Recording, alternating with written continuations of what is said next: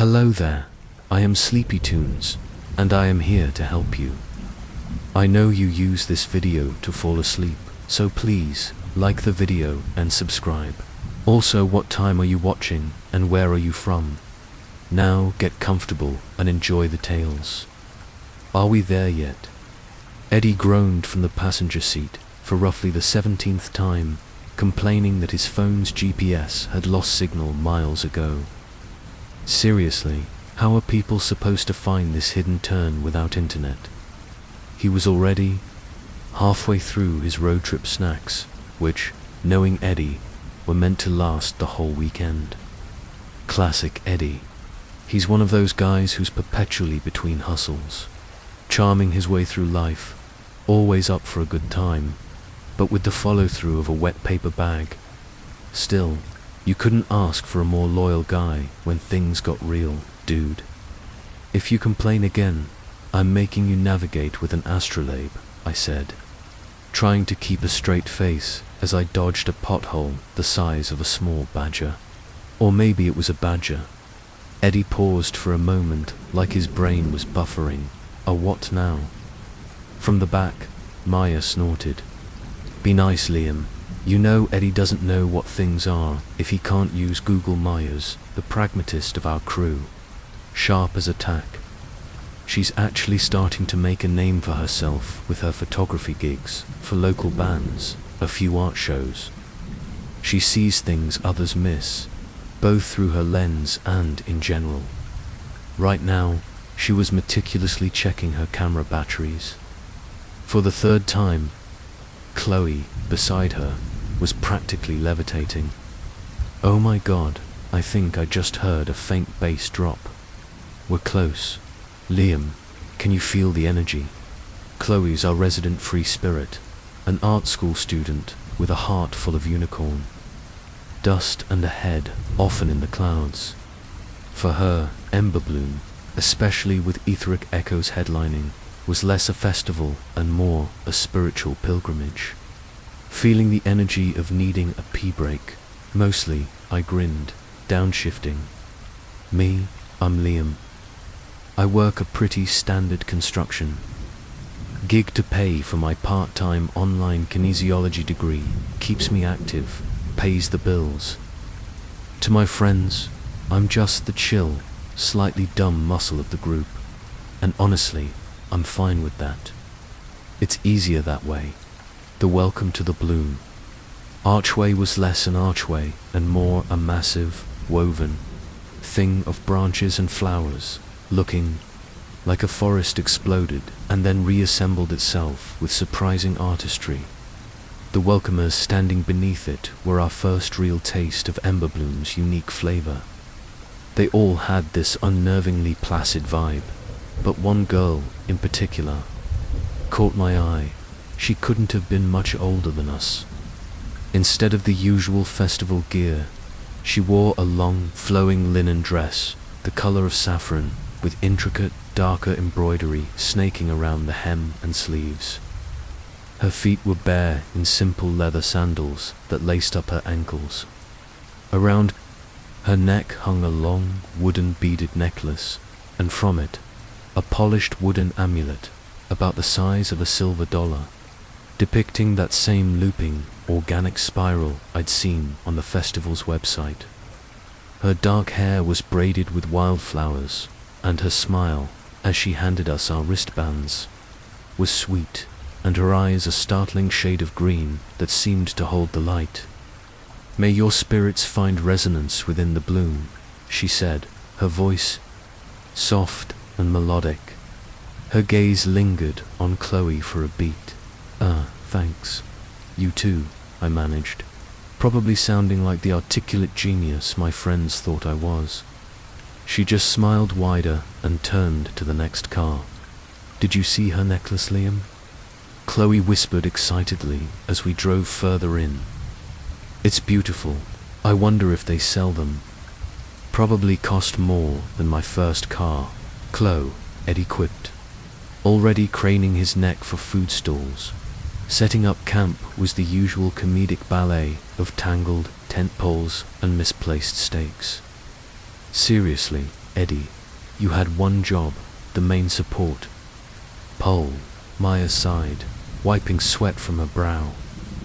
Hey, I was providing moral support and scouting for potential nacho locations.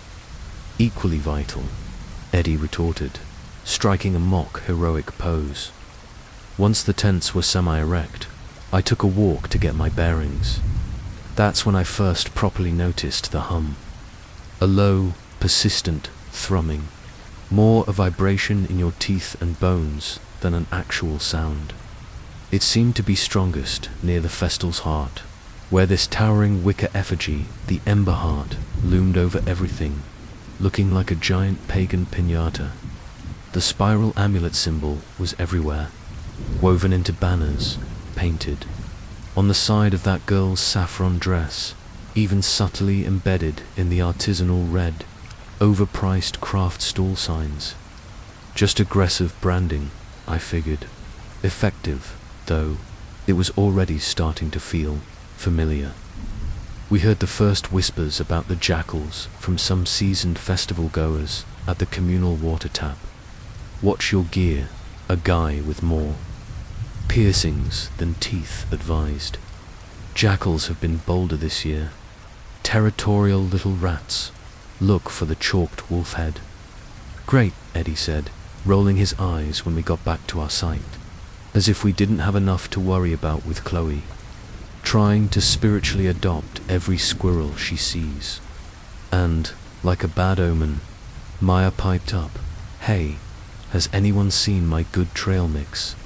The expensive kind with organic goji berries." It was gone, vanished. Probably those damn jackals already, Eddie grumbled.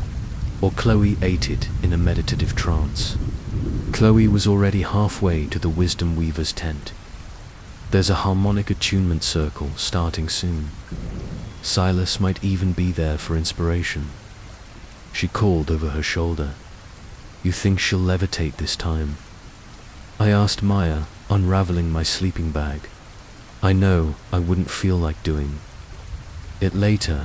Maya gave a droll smile while doing a jaunty, backwards jog with Chloe. Anything's possible. Just try not to lose any more critical supplies. Still calling out as she turns to chase Chloe, whooshing her hand into the air, while I make sure she doesn't accidentally ascend to a higher plane of existence without a return ticket. I watched them go, then turned back to the tent. Eddie had already cracked open a beer and was sprawled in a camp chair. Man, Chloe is a lot, he said, taking a long swig. All that energy stuff. That's just Chloe, I said, taking a mental count of all my snacks. She dives in head first. Always has. Yeah, no kidding, he smirked. She's cute when she gets all passionate like that, though. Think I got a shot. I stopped what I was doing and just looked at him, with Chloe. Dude, her head is in the cosmos. Your head is trying to figure out if it's a better deal to get two small brats or one large hay. Opposites attract, man. I shook my head, laughing a little. Not this time. She's not a conquest, Eddie. She's like a whole weather system. All lightning and beautiful, weird clouds. Honestly, she'd be too much for you. Eddie thought about it for a second, then shrugged. Yeah, you're probably right. Way too much work. So, ... Any of those welcomer girls seem single. A couple of hours later, Chloe and Maya returned. Maya looked like she'd endured a timeshare presentation, but Chloe was incandescent. Oh, you guys, it was unbelievable, she breathed. Eyes wide and sparkling, the elder leading it. This amazing woman named Anya. She just knew things about me. And Silas was there, just sitting quietly in the back, observing. His energy was so pure. We all drank this special herbal infusion she made. Did it taste like my goji berries, by any chance? Maya asked dryly. Chloe just smiled. a new, serene expression settling on her face. She started humming a strange, meandering tune, a melody that I realized with a sudden, faint unease seemed to intertwine with that deep, earthy hum I'd felt earlier. Anya said the song of the earth is within us all. We just have to learn to listen, Riate, I said. Well, I'm listening for the sound of a burger sizzling. Anyone else? As dusk began to bleed across the sky, and the distant throb of neon sirens, sound checks started to vibrate through the air. Things took a slightly more overt turn towards the weird. I saw a group of those amulet-wearing festival staff, maybe a dozen of them, including the saffron dress girl I'd noticed earlier, moving in a slow, synchronized procession towards the Ember Heart. Their previously sweet smiles were gone, replaced by expressions of intense, focused solemnity. Maya, ever the documentarian, raised her phone. Hold on, this is interesting. She frowned, tapping the screen. Huh, that's odd. Camera just glitched, showing static for that shot. She tried again, same result. Battery must be playing up, she muttered, though she'd just charged it. I scanned the edges of our campsite, that prickle of unease returning. And there, just for a heartbeat, half hidden by a wildly psychedelic tapestry someone had strung up, I saw a figure, dark hoodie, face obscured, and for just a second, I thought I saw a faint white smudge on the fabric, like a crude chalk. Mark. A wolf's head. They were just standing there, watching, then gone, swallowed by the growing river of people heading towards the main stages. Everything all right, Liam? Eddie asked, noticing my gaze. You look like you've seen a ghost, or worse. Like they're out of your favorite craft beer already. Nah, just festival lights playing tricks, I said, forcing a grin. But as the first real bass drop of the night shuddered through the ground, vibrating up through the soles of my boots, I couldn't shake the feeling that the tricks being played at Ember Bloom were a lot more complicated than just lights. Waking up on day 2 of Ember Bloom was like surfacing into a weird, sun-drenched dream. Chloe was already up, sitting cross-legged outside her tent, facing the rising sun. She wasn't just serene anymore, she had this luminous quality, like she'd been plugged into some invisible cosmic charger. She was humming that damn tune again, the one that seemed to echo the festival's underlying thrum. Morning, sunshine, I grunted, my mouth tasting like the bottom of a birdcage. Sleep well. Chloe turned, and her smile was wide, beatific, and just a fraction too intense. Oh, Liam, I didn't sleep. I meditated on the elder's words. Anya said that sleep is just a shadow, but the true light is found in continuous awareness of the bloom. Yes, with a slight sardonic tone. Well, this shadow needs coffee, and maybe a new brain. Eddie emerged from his tent, looking like he'd been run over by a herd of particularly grumpy deer. Dude, he groaned, clutching his head. My hoodie. My favorite one, gone. Definitely those jackal scumbags.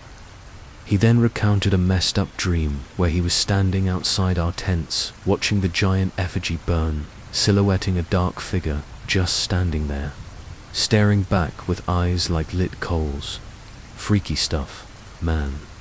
Must have been that dodgy. Falafel I ate last night. Or maybe it's the continuous awareness of the bloom getting to you, Maya quipped, already packing her camera bag. She shot me a look that said, Chloe's getting weirder. I nodded subtly. Chloe, of course, was already rallying us for the intimate acoustic sunrise meditation with etheric echoes.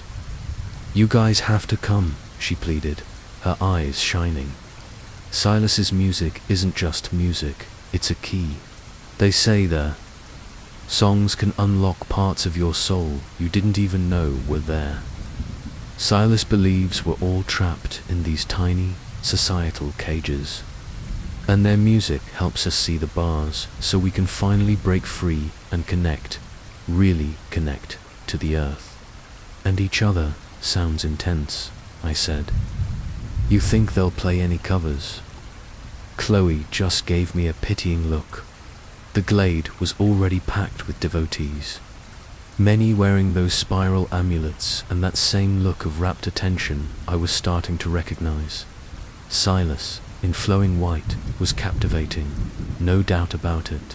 Their voice was hypnotic, and the lyrics, when you actually listened, were all about shedding ego, embracing the void, and becoming one with some all-encompassing natural force. It was heady stuff, especially on an empty stomach. During one song, Silas's gaze found Chloe in the crowd and just stayed there. It wasn't a performer too-fun glance. It was deeper, more focused, like a collector admiring a prized specimen. Chloe positively glowed, her eyes fixated on Silas, her lips slightly parted. I saw the spiral tattoo on Silas's wrist again, glinting in the dappled sunlight. It felt less like branding now, and more like a mark of ownership. One of the saffron dress. Girls from the welcoming committee drifted by, offering small cups of herbal tea. She paused by Chloe, her hand lingering on Chloe's shoulder for just a second too long. Your aura is so vibrant today, sister, she murmured, her eyes doing a slow scan of Chloe from head to toe. It wasn't overtly sexual, not really, but there was an intensity to it, a kind of appraisal that made my skin crawl. Chloe, naturally, beamed. The girl then turned to Maya. And you, sister, your focus is so strong. The bloom calls to those with clear vision. She reached out as if to touch Maya's arm. Maya, bless her, didn't even blink. My vision's telling me I need more Red Bull and less unsolicited aura commentary, she said, her voice pleasant but firm. The girl's smile didn't falter, but her eyes hardened for a split second before she drifted away. Man, I wish someone would creep on my aura like that, Eddie whispered to me later, completely missing the undercurrent. Maybe I'd get some free tea. Or, a cute cult girl's number. Eddie, I don't think they're after phone numbers, I said, but he was already distracted by a passing food vendor walking back through the festival grounds. I found myself staring at the Ember Heart effigy again. It dominated the skyline, a stark silhouette against the bright morning sky. From a distance, you could kind of make out a bird-like shape, a phoenix maybe, but the closer I got, the more unsettling it became. It wasn't just a random collection of branches and driftwood. The pieces were woven and lashed together in a way that felt deliberate, anatomical. I could see shapes that looked disturbingly like long, contorted limbs, tangled and wrapped around each other the way fibers of muscle look. Some of the larger burls of wood resembled faces, their wooden mouths open to the sky. It was probably just a trick of the light, my brain looking for patterns. We like to see faces in everything, so I get it. But I couldn't shake the image of a great, writhing mass of humanity, petrified in wood, forever reaching for something just out of their grasp. That unsettling image was still in my head. When we got back to the tents and found our main water, carrier slashed open, the jackal wolf head glyph chalked big and ugly on our tent. Okay, now I'm officially pissed, Maya declared, scooping up an empty water bottle like a hawk snatching a fish. My expensive trail mix yesterday, now our water. This is targeted harassment. Eddie piped up. I saw some of them hanging around. The communal water tap. thing, place. Maya paused for a moment, looking down at her bottle. Sure, would be a shame if something were to happen to one of them while I was filling this up. She narrowed her eyes, scanning the grounds. It's so slippery out there in the mud. Let's go take a little look-see, Eddie gleefully volunteered with a slight look of mischief. Me, being the diplomat, guys, it's only our second day. I don't think we need to start a civil war, but also not wanting to be a stick in the mud. However, if something does by chance happen, holler for me, you know I got you. That afternoon, the amulet wearers were out in force, practically singing hymns about the Unity Feast. Free food, a traditional ember bloom recipe to connect us all to the loving heart of the festival. Free stew. Eddie's eyes lit up like a Christmas tree. Liam, my man, we are so there. I had a bad feeling, but trying to stop Eddie when free food was involved was like trying to stop a tidal wave with a teaspoon. Asterisk, while Eddie was off at the feast, I'd had enough. I managed to corner one of the older amulet wearers. Feigning a simple-minded interest in cool festival art, I went into Orshock's mode and asked about the spiral symbol again. Hey, that spiral thing is awesome, I said, pointing to her necklace. What's it mean? It is the sacred mark of the first bloom, child, she said, her voice raspy, her eyes scanning me but also looking through me. It shows the path inward to the heart of all things, and outward to the great embrace. This time, her description triggered a sleepy moment from a world cultures elective I'd almost dropped from boredom. The first bloom, the great embrace. Those phrases were uncomfortably close to terminology used by an cult in the 1800s, rumored to practice some pretty gnarly forms of sacrifice to ensure renewal of the land. My stomach did a slow, cold flip. Maya, meanwhile, had been meticulously going through her photos from the Etheric Echoes set. Liam, come here, she hissed. Look at their faces, she whispered. The ones closest to the stage, especially Chloe. Their pupils are hugely dilated, even in the bright morning light. She zoomed in on a few other faces. She was right, they looked consumed. Later that evening, after the effects of whatever was in that Unity Feast, Stu had settled in Eddie. Wasn't doing so well. He became lethargic and strangely He wandered off again while Maya and I were debating the merits of packing up and bailing. We found him near one of those bizarre wicker sculptures on the festival's edge. He was dazed, blinking slowly, his eyes unfocused, and on his forearm was a fresh mark. It was about the size of a quarter, perfectly shaped like a single dark red flower petal. The skin around it was raised, unnaturally smooth, and an angry, inflamed red. Whoa, what the hell is that? Maya breathed, leaning in. Eddie touched it gingerly, a flicker of confusion in his eyes. Oh, Silas. Silas found me. I was just walking, feeling a bit floaty. Silas said I looked like I needed grounding. He smiled then, a faint, dopey grin that didn't reach his eyes. They said it was a gift, a mark of connection. Said I was receptive to the ember bloom's energy. Chloe, who drifted over, clasped her hands together. Oh, Eddie, that's wonderful. Silas has recognized your potential. You're opening up to the true spirit. I just stared at the mark. It looked less like a gift and more like a brand. That night, Eddie was a mess. He was restless and feverish, constantly scratching at the petal-shaped burn. He complained that it itched like fire, a weird, painful throbbing deep under his skin, like something was trying to push its way out. He kept twitching, in his sleep, mumbling about roots and cultivation. The next morning, Before the sun even thought about gracing Emberbloom with its presence, Eddie was gone from his sleeping bag. Where the hell is Eddie? I growled, already on my feet. Chloe sat up, her expression serene, almost beatific in the pre-dawn gloom. Silas came for him, she said, her voice soft. He said Eddie was ready.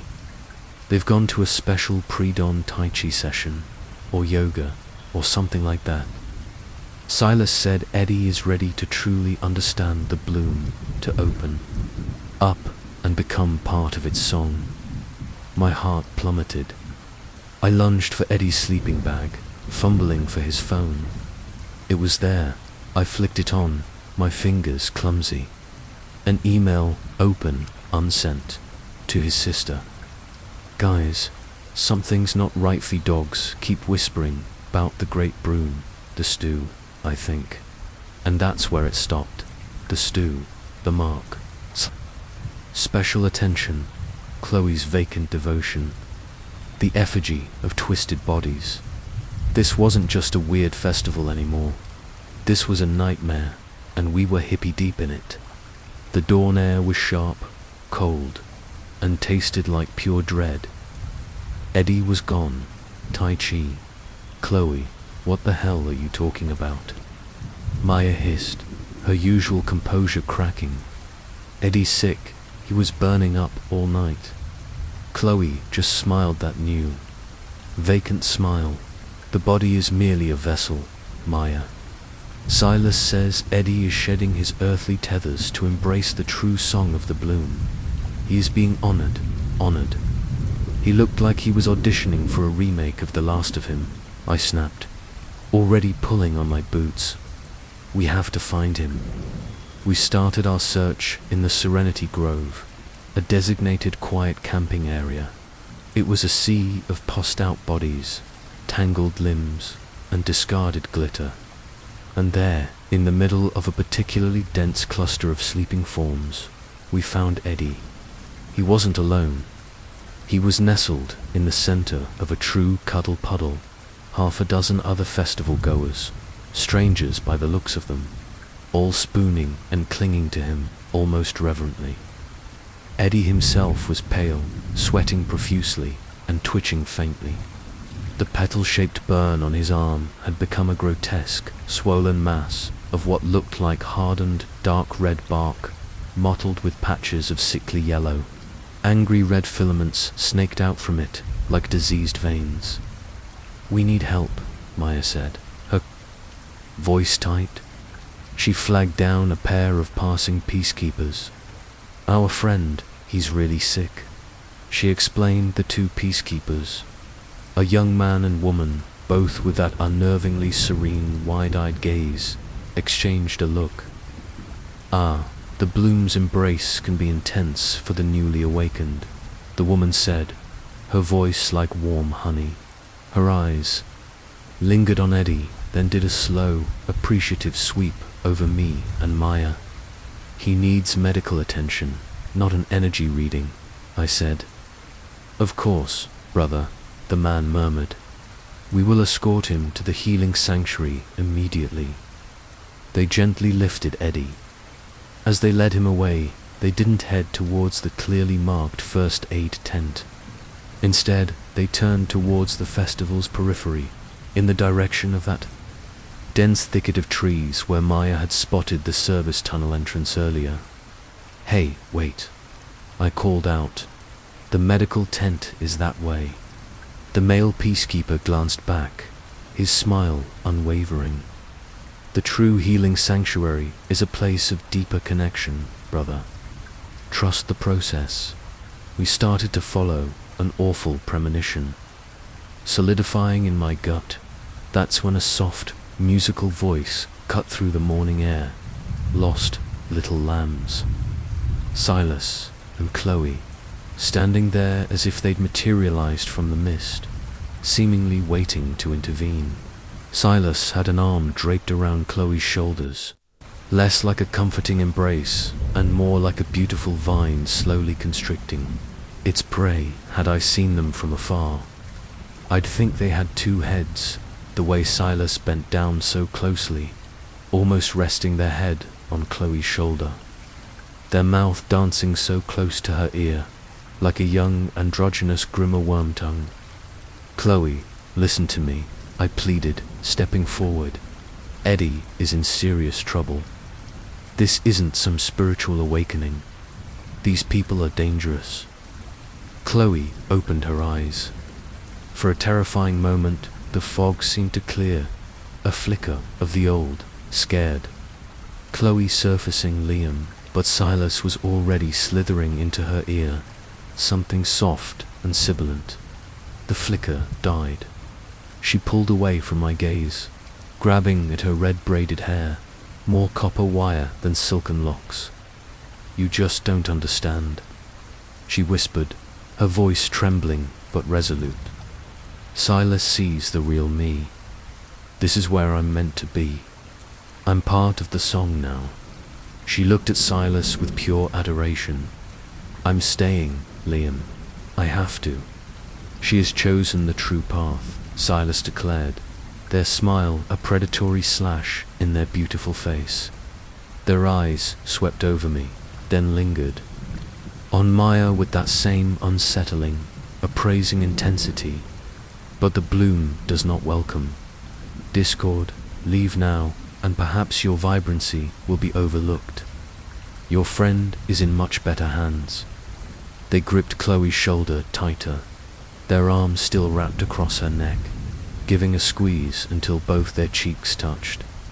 They turned, Silas guiding Chloe away, deeper into the festival dust lit by the rising sun, towards the towering ember heart like a black hole. Chloe didn't even look back, though Silas briefly did, giving a sly, winning grin. It felt like watching someone willingly walk into a beautiful, all-consuming fire. Maya and I just stood there, stunned and heartbroken. The feeling of absolute helplessness was suffocating. As we stood frozen, a small rock skittered across the path near my feet.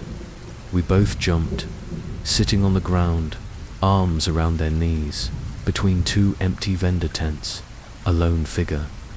Had they been there this whole time? I hadn't noticed them, but then again, we were preoccupied with Jonestown 2.0. They were completely nondescript in a dark, oversized hoodie, the hood pulled low, obscuring their face entirely, pulling a small memory of my first night here. Once, Silas gets their hooks in that deep.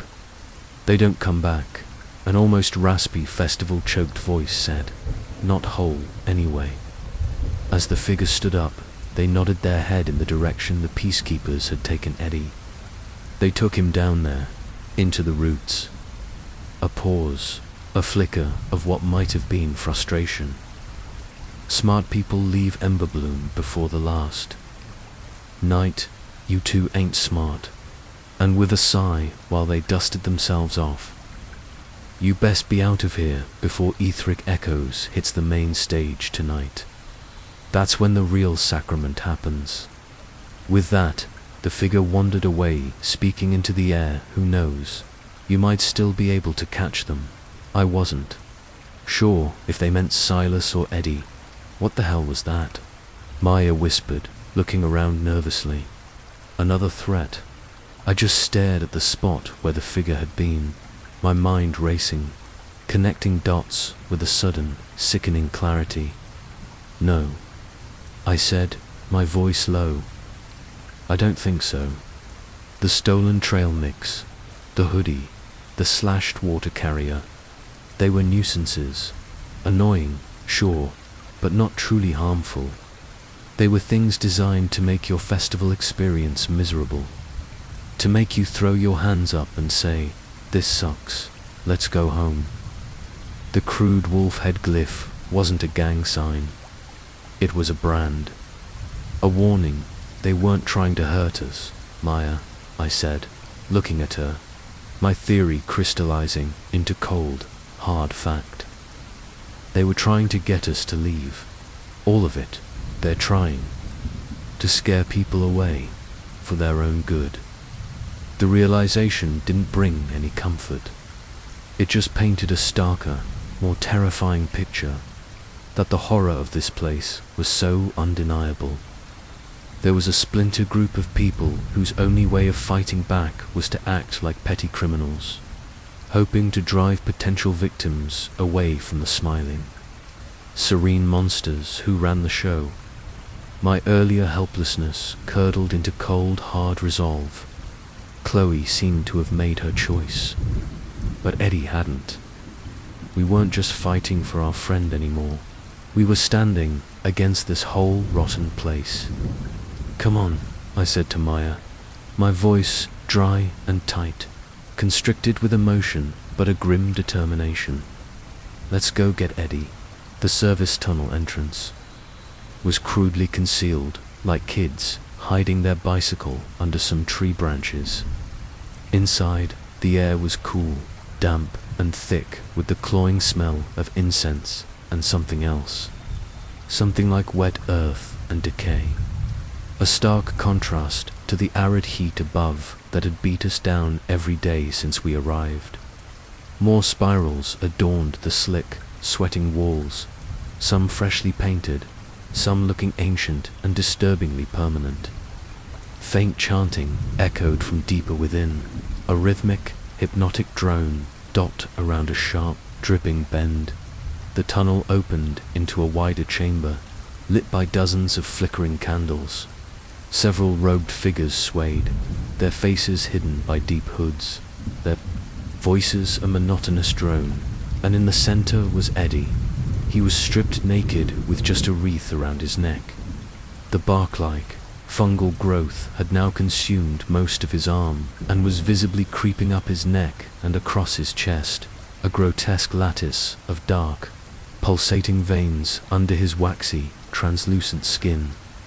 The small, ugly nodules on it wept a thin, oily, blackish fluid. His chest barely moved. He looked less like a person and more like a zombie scarecrow posted in a diseased forest. Wet, red roots dangled from the ceiling, almost licking his face. Before either of us could move, a figure detached itself from the deepest shadows by the far wall. Silas, flanked by two hulking, amulet-wearing cultists, their faces impassive, their eyes gleaming with that same unsettling, predatory light. Pretty sure these two were saved down here, like some cave trolls. I never saw them above.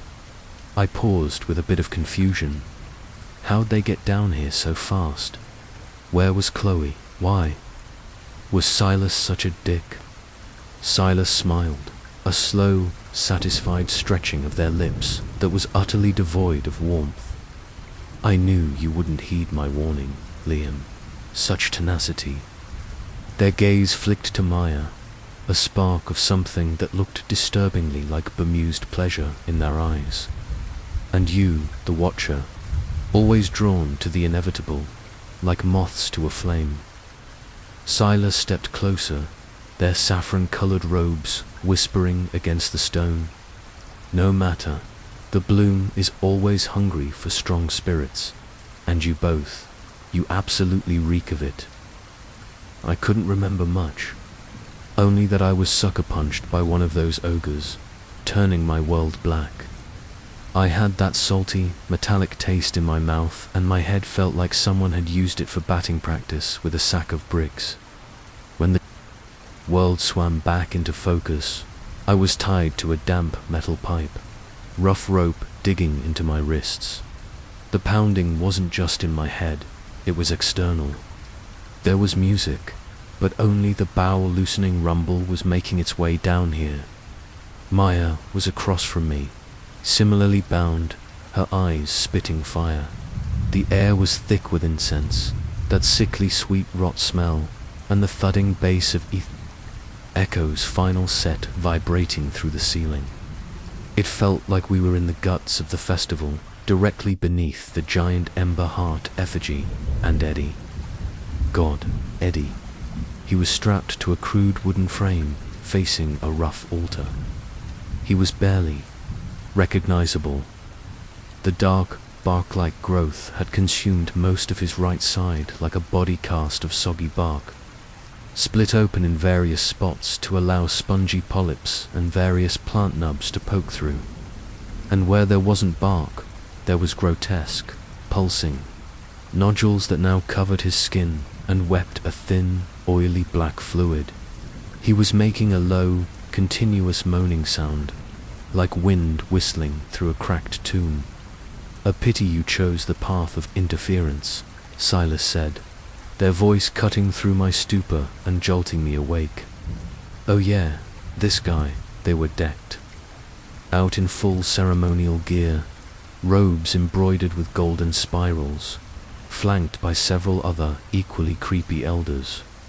Silas poked a small, wickedly sharp obsidian knife into my stomach, not cutting me, but I could feel the danger behind it. Such a vivid life force, wasted. They then gestured to Eddie. Our Eduardo, however, was most receptive. He will achieve his true path shortly, his essence feeding the ember heart, ensuring the festival's energy revitalizes our sacred purpose. One of the elders, a withered woman with eyes that seemed to suck the light from the room, presented Silas with a steaming ceremonial goblet.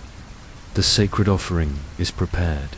Voice of the bloom," she rasped, "the essence of joyful surrender to share in the communion."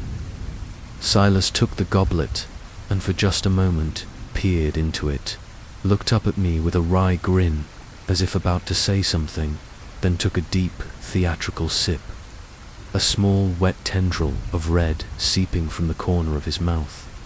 A wave of nausea hit me beneath the incense and the earthy decay.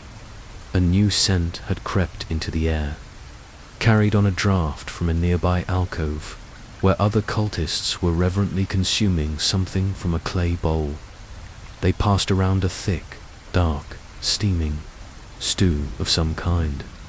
The aroma was faint, almost imperceptible under the stronger odors, but I knew it. Where had I smelled it before? Silas drifted closer to me. Their voice was a silken caress that made my skin crawl. So much unexpected fire beneath that charmingly simple exterior. "Yeah, well," I mumbled, testing the ropes subtly.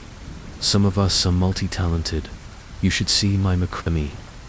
Silas leaned in, a flicker of amusement in their obsidian eyes. "What was that, dear one?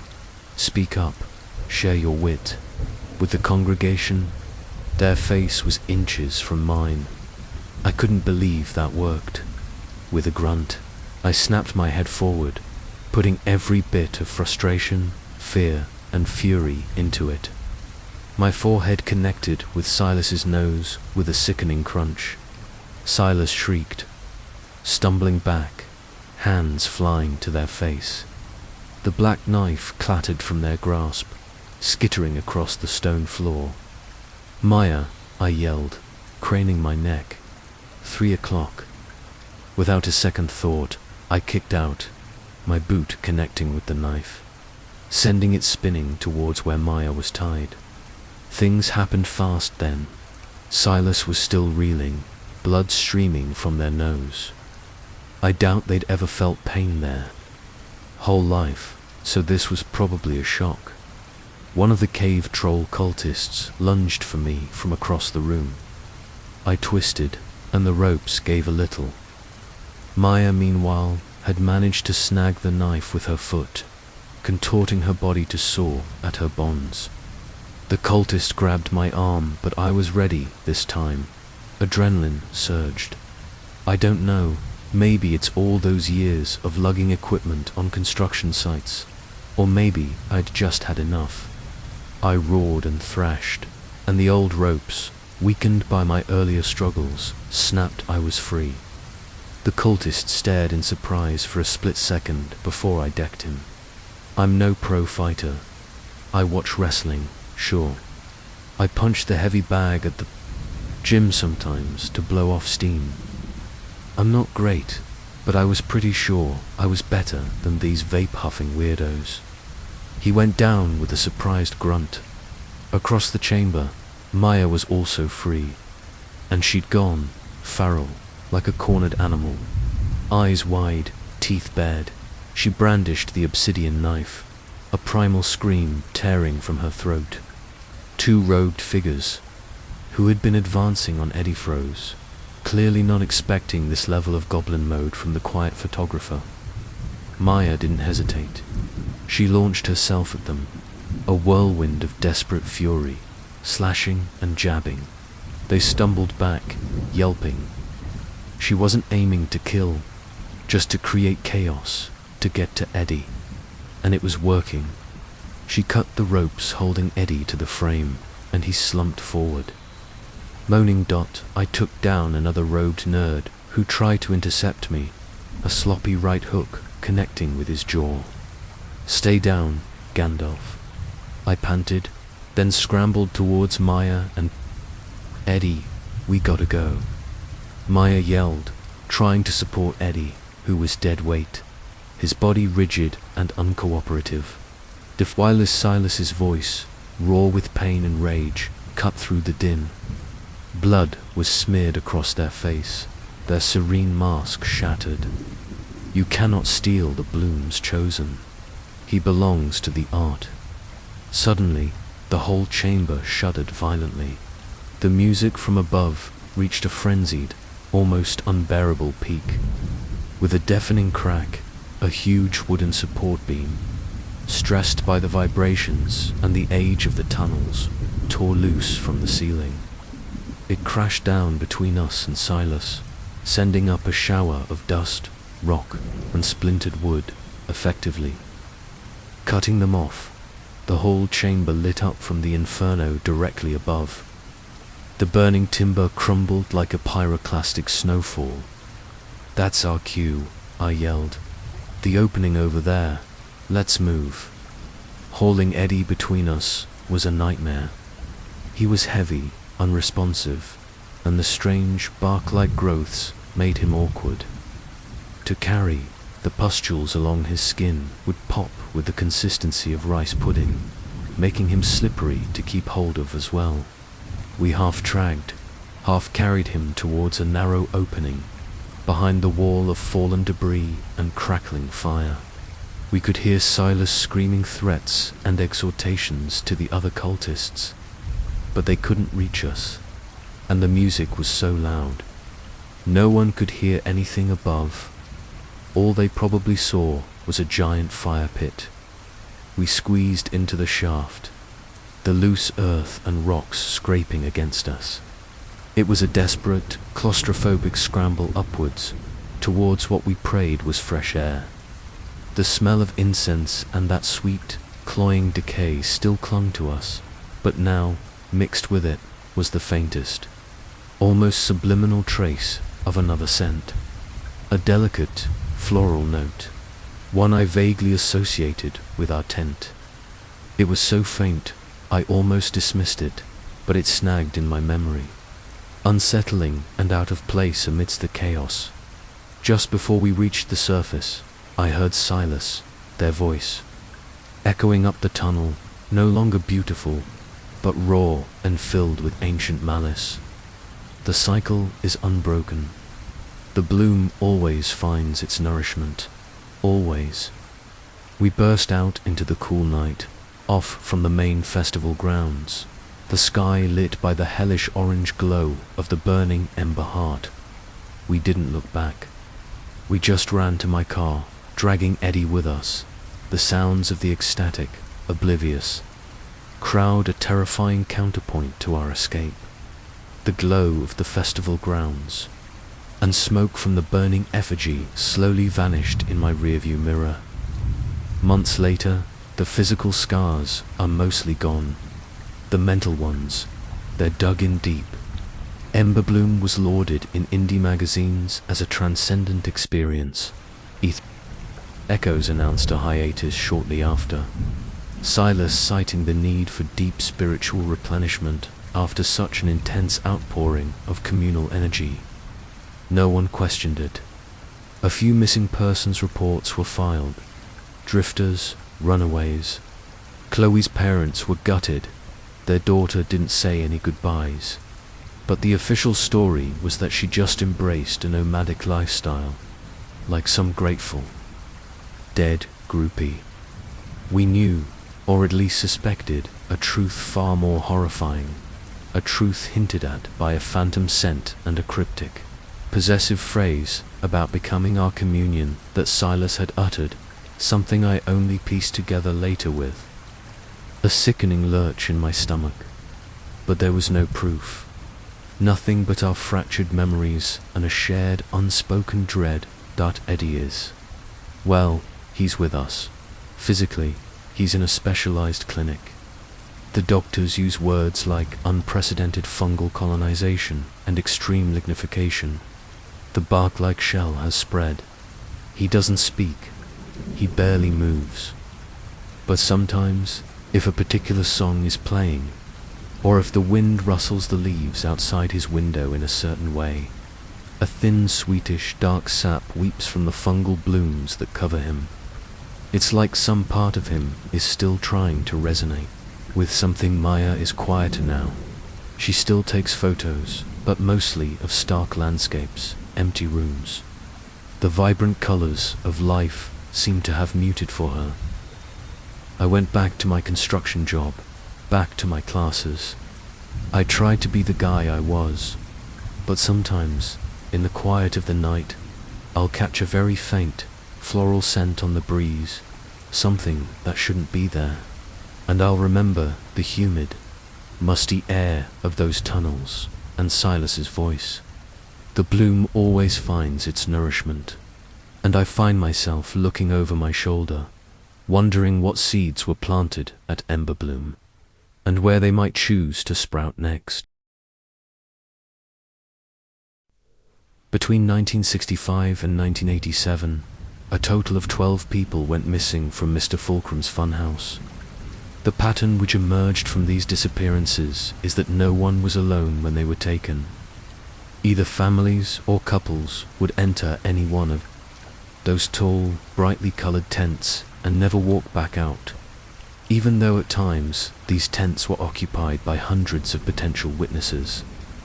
These cases baffled detectives. How could an entire family seated in the stands be there one moment, laughing and enjoying popcorn, and gone the next? At first, the disappearances didn't do much to deter the steady flow of attendees who wished to see legendary attractions like the Visitor or Madame Levitt's group, Seance. They thought it was all part of the show, an immersive event brought to you by Mr. Fulcrum's brilliant mind. It wouldn't be the first time, after all, that he had done such a thing. On one occasion, through a complex assembly of visual and auditory trickery, he made the goats at the petting zoo stand up on their hind legs and talk. I will not repeat here what they said. Another time, an employee dressed as a giant worm with the face of an old man used a series of underground tunnels to scare guests by randomly springing up from the earth in front of them, or by grabbing their ankles and tripping them. However, it was not just the creativity of Mr. Fulcrum's tricks or the sights which made people flock in droves. You could go there, smack dab in the middle of nowhere, and taste foods from faraway lands like Romania or Azerbaijan. You could watch Siberian tigers fight Alaskan grizzlies, or if violence wasn't your thing, wander through the world's largest Hortus conclusus. If you were lucky, you even had the chance to meet the Green Man. All of this popularity and wealth should have made Mr. Fulcrum one of the most famous people in the world. Yet very little was, or still is, known about him. Those who saw him in person, both foreign and domestic, claimed they were not able to tell where he was from based off his appearance, though he had a notable mid-Atlantic accent. He seemed polite and a bit on the quiet side, though it didn't really matter because whenever he spoke, people listened. Curiously, even back then, there were rumors of a darker side to Mr. Fulcrum. Dogs would either growl or run away when they saw him. Rooms felt colder when he entered. Children would cry and clutch their parents when he walked past. But that hardly steered people away from the carnival. It was just too good, they said there. Would only ever be one Mr. Fulcrum's funhouse, always and forever. It was an empire in its own right, unshakable and beyond us all. We were supposedly lucky to have gotten to experience it. I cannot stress enough how high it was held in the public eye, yet the illusion could not last forever.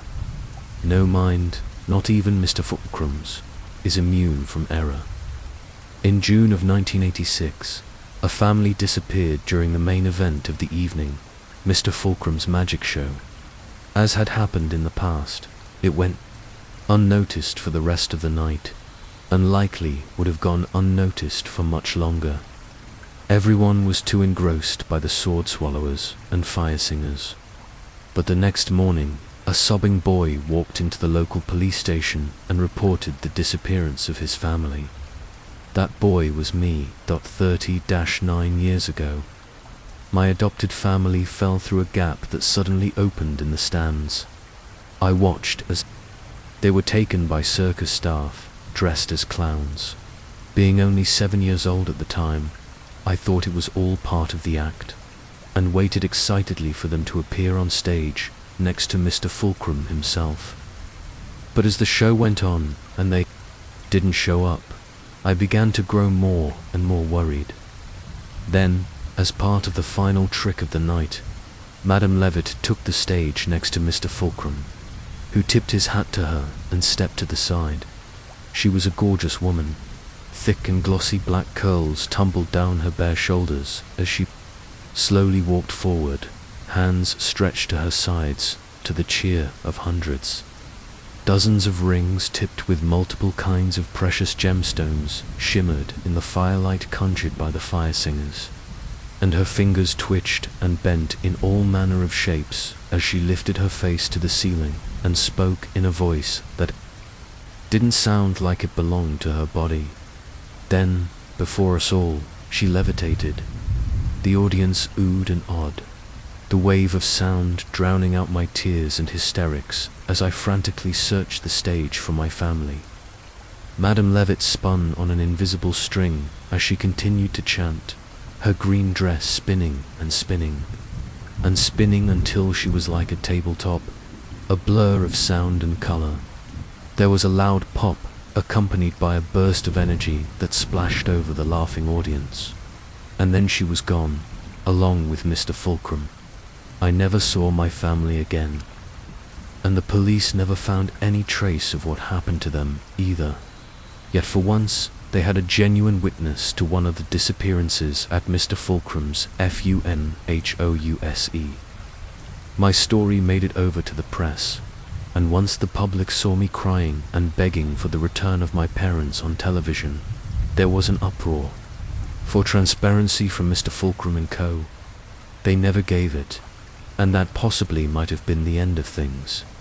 Then another couple went missing the next year, and that's when the government finally got involved.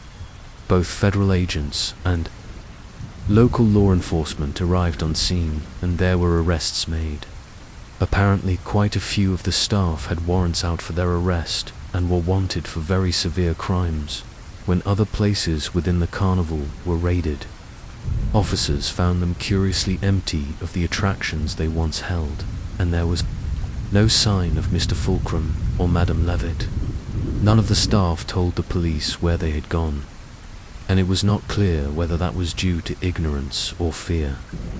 Upon finding the tunnels, agents were surprised to learn they stretched for miles, and formed a network that was so convoluted it took months to map it all out. And there are some who think there were other paths that went unnoticed. Here, I want to make special note that one agent reported finding a tunnel that went down so far that a rock he dropped never made a sound.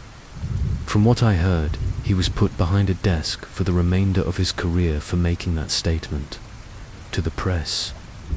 Years passed and nothing more really came out about Mr. Fulcrum. Nothing public. but there were whispers and rumors that I began to personally track down after I decided to not re-enlist. I guess here I should mention a bit about what ended up happening to me after I lost my family. I was placed back into foster care, and as soon as I was 18, I joined the Marines. It was an easy decision. I was willing to do anything that would get me off the streets and into a job that would teach me how to never rely on anyone again. I wanted to become so strong and capable that I could protect myself and those I love. And throughout that entire grueling process, I never forgot the hate I feel towards myself for failing to protect the most important people in my life. Honestly, there are times where I wonder if I made the wrong choice. I had a great career with the Marines, and my travels to different parts of the world took away years of my life and burned through a lot of the cash I saved. I never married or had children that I know of, and I suspect this path will be the end of me. But I just can't let them go. My parents were the best people I have ever known. They took in a boy that no one else wanted and showered me with love. And then they were taken from me, and I was thrown back into the hell that is the American foster care system. I need to know why they and all those other people were taken. I need to know what their fates were. Most of all, I need revenge. I have wandered through the dark places of the world for over 10 years, all to find a lead on the one person who can tell me where Mr. Fulcrum is. Madame Levitt has a small studio, apartment where she does palm readings, fortune-telling, and the odd seance here and there. I have heard she's gone straight and isn't into the evil shit anymore. She's also very hard to get an appointment with, but do some work as security for some pretty big names in the entertainment industry and you'll find you can secure a meeting. Tonight is the night where Madame Levitt will tell me where Fulcrum went. I am leaving this as a record in case I don't make it back. But if I do, you will be hearing from me. I'd ask for luck, but that would be to rely on someone outside myself, and that I simply will not do. I am sorry, I should not have left you, people who genuinely seem to care, waiting. That wasn't right of me, and I owe you an explanation. Ever since my meeting with Madame Levitt, I have been lying low trying to process what I learned within her. Chambers, I think I am finally stable enough to write it down. Before I begin, I want to warn you that knowledge comes at a price. If I were you, I'd turn away and forget about Mr. Fulcrum and Madame Levitt. I wouldn't look any deeper into what the nature of the visitor has to say about our reality. I would pretend that this is just some stupid story and not the last words of a marked man. You have that option still. Do not treat that lightly. It is too late for me, however. My fate was sealed the moment I became an orphan again. But I promise that I will not go down without a fight. I will burn it all to the ground and take this son of a bitch with me. I won't allow another person to endure what I have been through. Like I said, friends, leave while you can. I will go on alone first, however. Your explanation? About an hour after my first entry, I left the hotel and got onto a bus that would take me into West Side Chicago. While I sat there, I looked out onto the passing city, my mind drifting further and further back in time. To the day I graduated from boot camp. It was burning hot out on the concrete. But the excitement we all felt seemed to shield us from that. We were part of something bigger than ourselves. Now, a history that was constantly unfolding, a flame carried for hundreds of years forward. It was what I always wanted. Despite that, I remember also feeling a growing sense of dread as I looked out onto the stands and saw all the families eagerly waiting for the moment they could leave and hug their Marine. There was so much pride in the way the fathers carried themselves that day, and so much love in the way the mothers looked at their babies who would become warriors. Against reality, I wanted so badly to see my parents rush towards me and wrap me in their embrace. But that moment did not come. I watched with an impassive expression as all those families reconnected. There were some people who came up to me and shook my hand or congratulated me, but they didn't linger for long. I was feared. Younger me enjoyed that, felt some power because of it. I realize now that all I was doing was isolating myself further. I had been known as Tyson during boot camp because of some surface-level similarities between myself and the boxer, along with the mutual savagery we both employed during hand-to-hand combat. Whether it was with gloves, batons, or pure grappling, I hardly ever lost, and when I did, it was mostly because I let my rage get the best of me. The instructors picked up on that, and oh boy did they punish me for it. I can't count how many. Burpees I did, because I couldn't keep my mouth shut. One of them, an instructor we called Kong behind his back, of course, approached me. The crowd parted like the Red Sea before Moses, all plain on their faces. He was 6'6" and had the build of a professional wrestler, along with an air of intensity which made you feel like an ant when standing before him. It was hard to not take a few steps back, but I held my ground. I was a Marine now. He stopped in front of me and nodded. I started to raise my hand in order to salute him, but he waved his dismissively. "Why are you out here mean-mugging and feeling sorry?" "For yourself. Just the way my face looks," I said. He stared at me blankly, and I couldn't resist smiling after a long moment of silence. "Sir," he smirked and held out a hand big enough to crush a lesser man's skull. I shook it and nearly yelped, from the power in his grip. "You're young and hot-blooded, so I don't expect you to listen. But I'ma tell you anyway. Whatever it is you're holding on to, let that shit go. It'll kill you, one way or another." Maybe I should have listened to him. I'd probably have a wife and some kids, and be living somewhere nice while being plump and retired. The only real danger, prostate cancer or some shit. The ironic part is, I don't think I would be alive now if I had listened. It was hate more than anything else which got me out of fights years later within that graveyard of empires. When others failed to rise from those desert sands, I kept going. Not because of love or hope or any of that other bullshit. Just the desire to never be a victim again. The bus came to a stop. After nodding at the driver, I stepped outside and pulled my hood up against the cool air. With a creak and a groan, the bus rolled away, leaving me alone on the sidewalk. I took stock of my surroundings, looking not just with my eyes, but also by relying on an intuitive sense for danger, honed over years spent in hostile environments. Funnily enough, the neighborhood I was in wasn't entirely unlike the ones I wandered through after escaping from foster care. That's how I quickly knew something was deeply wrong about this side of town. There were no cats skulking around, or packs of dogs eagerly running up to check out who the newcomer was. In fact, there were no animals at all, not even birds, as I walked towards Madame Levitt's apartment complex. I peered down various side roads and alleyways and didn't see any homeless folk either. The streets were lifeless, and it wasn't even past 8. The first sign I got that I wasn't completely alone, however, was a light suddenly being shut off from inside one of the apartments after I walked past it. After that, I started to notice. If I suddenly looked up at one of the red brick tenements, I could catch blinds suddenly closing, or in a couple of cases, the glimpse of frightened faces peeking from a rooftop. It only made me too aware that I was hardly armed.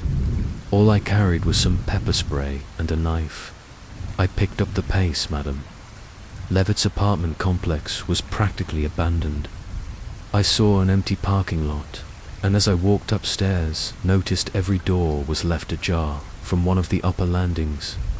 I paused to look down at the pool due to some movement I had seen out of the corner of my eye.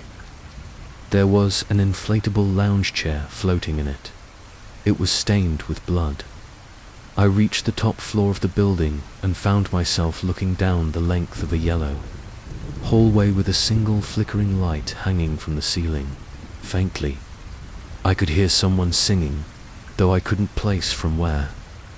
I steeled myself and pressed forward, reminding myself I had been through worse than this. I knocked on the door to room 1 and waited. In no time at all, Madame Levitt swung the door wide open. It took every minute of training I ever endured to maintain my composure. She hadn't aged a single day. Her hair was braided and decorated with dozens of silver rings in the shapes of snakes, insects, and moons. She wore a shimmering gown with a plunging neckline that revealed ample cleavage. Hanging between her breasts was a spiral pendant that I could have sworn was spinning. I was at a loss for words. With a knowing grin, she beckoned me inside. I was so distracted by her beauty that I barely noticed her nails were made of metal. Her home was lavishly decorated, standing in sharp contrast to the urban brutalism of outside. I saw statues of Hecate, Isis, and Freya, each occupying positions of honor in different rooms. I walked over thick, richly patterned rugs and avoided furniture that looked uncomfortable to sit on. Plants tumbled out and down from their pots all over the apartment, filling the air with scents of spices and earth. We walked through a beaded curtain into a room she called the egg. It was aptly named. The floor was sunken and the walls curved upwards into what I assumed was a rounded ceiling. But I couldn't see it because of a deep shadow which covered the upper reaches of the room. She motioned towards a small wooden table in the center which had a large crystal globe atop it. There were lit candles, a teapot with a stylized face on it, and all manner of other props within the room. More than I can possibly describe here, all contributed towards the image of her being some kind of witch, or at least that's what I thought at the time when I was still a skeptic. You see, up to this point, I thought I was dealing with some kind of human trafficking ring headed by Fulcrum and Levitt. I didn't believe in the supernatural. I had been trained to see reality in simple terms. As a soldier, you focus on what is useful towards the present moment. Too much thinking about alternative possibilities leads to paralysis. So my worldview was that whatever existed, or rather whatever actually mattered, was what I could perceive with ordinary senses. All of that came undone when a massive white hand with fingers as long as my arm reached down towards the table from the shadows above and poured tea into both of our cups. Madame Levitt smiled at the look of horror on my face and sipped. "Are you not a fan of kava? I have chamomile if you'd prefer," she said. I sprung away from the table and put my back to the wall. The pale arms slowly retreated into the shadows. "The fuck is that?" I said. Madame Levitt tilted her head, and in a soothing voice said, "He is a visitor, a friend. Do not worry, he helps protect this place." I took a deep breath, eyes still on the shadows above. "Protects it? Protects it from what?" "Please, have a seat, Marcel. All is well."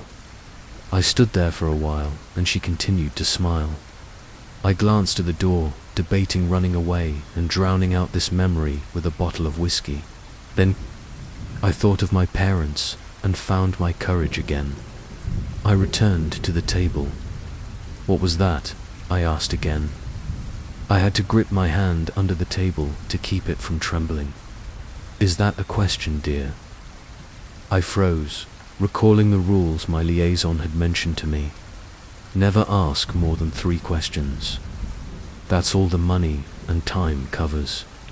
If you ask another, even on accident, you would be required to pay. He told me that cash wouldn't do if it came to that. Double quotes. No, I apologize, I said. Very well, let us begin, she said. Her head suddenly snapped back, eyes rolling until only the whites showed, and her jaw unhinged wider than any human's was capable of. Living song tumbled out of her mouth, becoming light and shadow in the room around us. I was frozen in place as men and women from times past, present and future, danced and spun around our table, the room falling away until we were suspended within a void, and they were the only lights surrounding us. Within that deep cold, I could sense unseen things floating past us, bigger than skyscrapers, their minds brushing up against my own, threatening to send me spiraling forevermore into insanity. But I held on like a pit bull to my sense of self, chanting my parents' names within my mind as an anchor, until the things drifted past towards distant points of light. 3 questions, child. I couldn't resist. I had questions pre-planned and thought out over the course of weeks. But within that infinity that wrapped the sensory world in its embrace, I yearned for knowledge of this place. Where are we? A space between the end and the beginning. A bridge your ancestors once traveled before they forgot how... She grew silent, though her expression remained ecstatic. I shook my head. That's no answer. Then be more specific. I gritted my teeth. I couldn't hold on much longer. The more my mind tried to comprehend this place, the quicker I felt it slipping through my fingers. And somewhere, whether it was below or above or everywhere at once, I felt something starting to wake. Where is Mr. Fulcrum? I whispered. There was a brief pause. Then, Madame Levitt and the watching spirits screamed, their piercing wails reverberating across the void. Presences shifted within that terrible vastness and approached us rapidly, while the glowing crystal orb shifted to the image of a pale white. I filled with an ancient malice. I met its gaze directly with my own and hissed, I see you too. The presences circled us like sharks, ready to feast upon our fear. Then the great hand of the visitor swatted them away and wrapped us within its embrace. When it let go, we were back in the egg. Madame Levitt was face down on the table, barely breathing. Tea had spilled everywhere, and the crystal globe had shattered into 3 thick chunks. Vapor rose from the remains and dissipated into the lingering shadow above. I got up from my seat and noticed the walls were shaking like a train was going past. But the vibrations gradually settled until all was calm. Once more, you. Fool, Madame Levitt finally said. She looked up at me, her face suddenly lined and sagging. All of her beauty was gone. You owe me an answer. She wheezed and coughed up a foul-smelling dark liquid onto the table. It sizzled. I do, but I'd rather risk the consequences of breaking my oaths than to deal with his wrath. Please, child, ask anything else. I slammed my knife into the table. Tell me where he is. Madame Levitt moaned and leaned back in her seat. I can tell you where riches can be found, or the secrets of immortality, or... I pulled the knife free and started towards her. She threw up her hands and squealed. The tunnels. Damn you, he's in the tunnels. But be wary, he isn't alone. You go to your demise should you try to find him. I squatted down and pointed my blade at her. How do I kill him? She cackled then, her eyes wide and mouth dripping with that black goo. Kill him. Oh, you poor man. You have no idea what forces you're meddling with. Flee now, and buy yourself a brief respite before his servants come for you. Answer the question. Madame Levitt tried to slash at me with her claws, but I was ready. My blade flicked out and cut her finger clean off. I didn't know why, but I felt a powerful urge to take it, so I stashed the finger into my pocket. While she howled on the floor, I stopped in the doorway and said over my shoulder, "Once I am done with him, I will be back for you." I moved to leave, but didn't make it far before being yanked back by the visitor. I thought it was the end for me there as it pulled me towards the ceiling, but then its other hand lowered. I could see something held there between its index finger and thumb. A golden baton, like the kind they use in track. "Thanks," I said to the shadows. The visitor set me down gently, and with a nudge pushed me out of the egg.